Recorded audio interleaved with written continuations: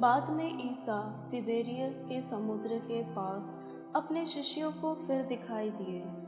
यह इस प्रकार हुआ। सिमोन पेत्रुस, थॉमस जो यमल कहलाता था, नथाएल जो गलीलिया के काना का निवासी था, जबेदी के पुत्र और ईसा के 2 अन्य शिष्य साथ थे। सिमोन पेत्रुस ने उनसे कहा, मैं मछली मारने जा रहा हूँ।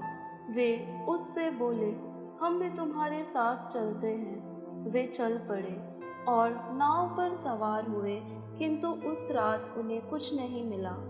सवेरा हो ही रहा था कि ईसा तट पर दिखाई दिए, किंतु शिष्य उन्हें नहीं पहचान सके।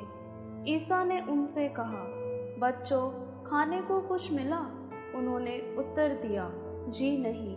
इस पर ईसा ने उनसे कहा, नाव की दाहिनी ओर जाल डाल दो और तुम्हें मिलेगा।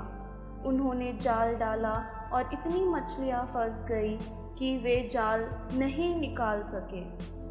तब उस शिष्य ने, जिसे ईसा प्यार करते थे, पेत्रुस से कहा, यह तो प्रभु ही है। तब पेत्रुस ने सुना कि यह प्रभु है, तो वह अपना कपड़ा पहनकर, क्योंकि वह नंगा था, समुद्र में कूद पड़ा। दूसरे शिष्य मछलियों से भरा जाल खींचते हुए डोंगी पर आए।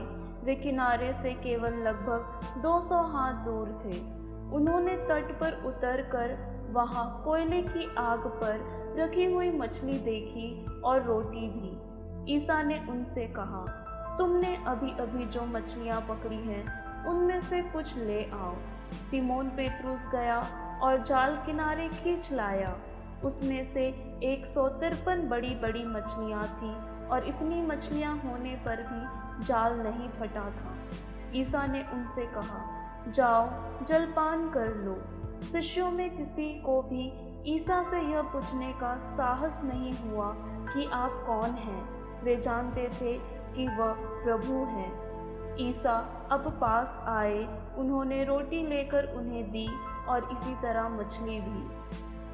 इस प्रकार ईसा मृतकों में से जी उठने के बाद तीसरी बार अपने शिष्यों के सामने प्रकट हुए।